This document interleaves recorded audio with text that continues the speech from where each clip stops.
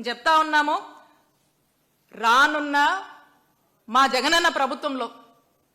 ఎవరైతే ఇలాంటి స్కామ్లకు పాల్పడుతున్నారో, ఇలాంటి ఆలోచనలతో ముందుకు వెళ్తున్నారో, కోటి సంతకాల సేకరణ అని చెప్పేసి ఇంత పెద్ద ఎత్తున రాష్ట్ర వ్యాప్తంగా కూడా కోటి మంది గుండె చప్పుడులాగా చంద్రబాబు నాయుడు గారు చేస్తున్నటువంటి మెడికల్ కాలేజ్ ప్రైవేటైజేషన్ తప్పని చెప్పి నిలదీస్తూ ప్రశ్నిస్తున్నా కూడా పట్టించుకోకుండా అడుగులు ముందుకు వేస్తూ వెళ్తున్నటువంటి ఈ చంద్రబాబు నాయుడు గారి ప్రభుత్వానికి కానీ, చంద్రబాబు నాయుడు గారికి కానీ ఈ నిర్ణయాలు తీసుకొని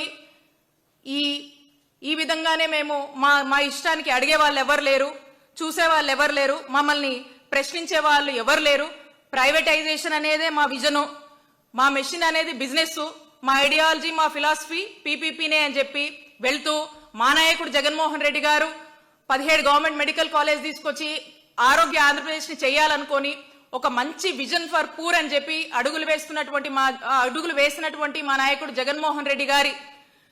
ఆలోచనల్ని ఈరోజు తుంగలోకి తొక్కేస్తూ మీరు వెళ్తున్నటువంటి తీరు ప్రజలందరూ కూడా చూస్తా ఉన్నారు. ప్రజలందరికీ కూడా మీరు చేస్తుంది తప్పు అని మిమ్మల్ని నిలదీస్తున్నారు, గొంతెత్తి ప్రశ్నిస్తున్నారు. అన్ని చోట్ల కూడా ఎక్కడ అవకాశం ఉన్నా కూడా ప్రజలు చంద్రబాబు నాయుడు గారి ప్రభుత్వాన్ని చీగొడుతున్నారని తెలియజేసుకుంటూ ఈ స్కామ్ కి, ఈ 2 రకాల స్కామ్స్ కి, ఈ ప్రైవేటైజేషన్ అనే పేరుతో మీరు చేస్తున్నటువంటి స్కామ్ కి అడ్డగోలుగా మీరు ఈ రోజున మీ యొక్క వ్యాపారం కోసము మీరు